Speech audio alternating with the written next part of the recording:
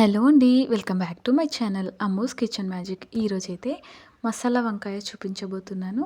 చాలా ఈజీగా చేసుకోవచ్చు. ముందుగా అయితే శనగపప్పు, మినపప్పు, అలాగే కొన్ని మెంతులు, ఎండుమిర్చి, వీటిని అయితే బాగా ఫ్రై చేసుకోవాలి. ఎక్కువ ఘాటు కోసం ఏం అవసరం లేదండి, ఇవి వేస్తే చాలు. ఇవి కొంచెం ఫ్రై అయిన తర్వాత ఇందులోనే కొంచెం జీలకర్ర వేస్తే సరిపోతుంది. ముందుగానే వేస్తే జీలకర్ర మాడిపోతుంది కాబట్టి దించే ముందు అయితే వేసుకోవాలి. దీన్ని బాగా ఫ్రై చేసిన తర్వాత పక్కనైతే పెట్టేసుకోవాలి చల్లరడం కోసం.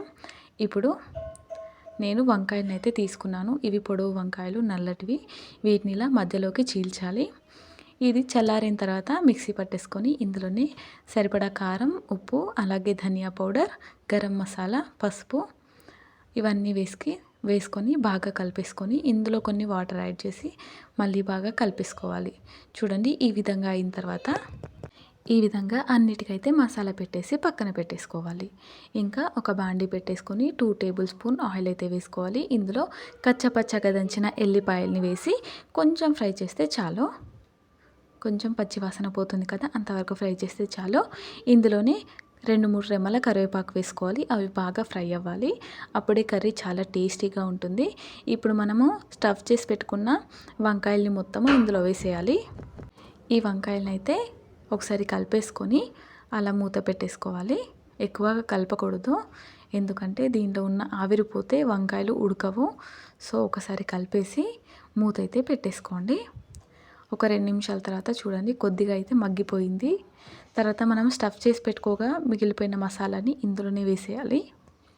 ఇందులో వేసిన తర్వాత మళ్ళీ ఒకసారి కలిపేసుకొని మళ్ళీ ఒక 2 నిమిషాల పాటు మూత పెట్టేసుకోవాలి. కొంచెం వాటర్ యాడ్ చేయండి, అది కూడా చాలా కొద్దిగానే, ఎక్కువ అస్సలు కాదు. మనం టీ తాగే గ్లాస్లో సగంకి సగంగా వేస్తే చాలు, ఎక్కువ అవసరం లేదు. ఇది ఫ్రై కాబట్టి మసాలా వంకాయకి అసలు వాటర్ పట్టవు. కాకపోతే మసాలా అనేది ఒకటే దగ్గర ఉంది కాబట్టి నేను యాడ్ చేశాను. మీకు అలాగా ఉంటే చేయండి, లేకపోతే అవసరం లేదు.